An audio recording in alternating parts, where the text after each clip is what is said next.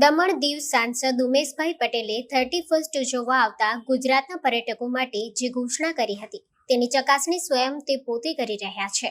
તેટલું જ નહીં, તે પોતે જ દમણ કોળી પટેલ સમાજ હોલમાં પર્યટકો સાથે રાત્રિ વિતાવશે, જેથી કોઈ અનિચ્છનીય બનાવ ન બને અને પર્યટકોને કોઈ તકલીફ ન પડે।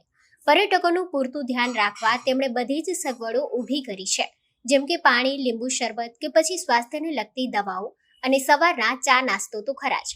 તો હવે દમણમાં 31સ્ટની ઉજવણી કરવા ઈચ્છતા પર્યટકો ચિંતા મુક્ત થઈને 31સ્ટની ઉજવણી કરી શકશે। ઉમેશભાઈ, તમે જે ઘોષણા કરી હતી દમણમાં આવનાર પર્યટકો માટે, તો શું સુવિધા અહીંયા આપી રહ્યા છો?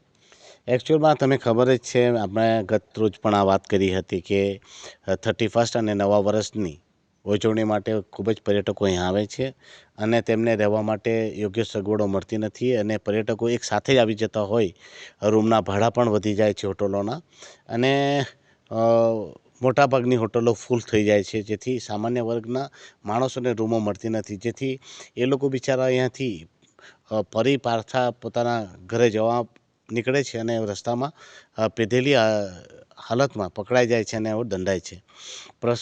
પ્રથમ તો હું એ જ કહું છું કે ભાઈ, નશો કરીને કોઈ ગાડી ચલાવશો નહીં, કેમ કે નશો કરીને ગાડી ચલાવવાથી અકસ્માત થવાનો ખતરો રહેલો છે, જાનનો જોખમ રહે છે। જેથી આવી બધી સર્કમસ્ટન્સીસોને રોકવા માટે, લોકોને સલામત અને સુરક્ષિત રાખવા માટે અમે એક સંકલ્પ કર્યો હતો કે ભાઈ અમારા જ ત્યાં વિસ્તારમાં એક હોલમાં આ રહેવાની અને દરેક પ્રકારની સુવિધા એમને આપવામાં આવે, રહેવાની અને જે બી રહેવા માટે જોઈએ એની। તો એ માટે અમે અહીંયા બેડો લગાવ્યા છે, ચાદરો છે, તકિયાઓ છે, પાણીની વ્યવસ્થા છે, હેલ્થ ફેસિલિટી માટે બી અમે માણસોને, પ્રશાસનને કહી દીધું છે અને સાથે સાથે અહીંયા લીંબુ પાણીથી લઈને તમામ પ્રકારની સુવિધા રાત્રે રહેશે। હું ખુદ પોતે અહીં રહેવાનો છું અને સવારે એમના માટે ચાય નાસ્તો અને ફ્રેશમેનની વ્યવસ્થા કરી છે, જેથી તે લોકો આવે અને ફ્રેશ થઈને ફરી પોતાની ઘરે સલામત રીતે પહોંચી જાય તેવી અમે કામગીરી કરી રહ્યા છીએ। બ્યુરો રિપોર્ટ, સત્ય ડે ન્યૂઝ। જો તમે આ વિડીયો ફેસબુક પર જોઈ રહ્યા છો તો લાઈક અને ફોલો કરો, અને યુટ્યુબ પર જોઈ રહ્યા છો તો અમારી ચેનલને સબસ્ક્રાઇબ કરો।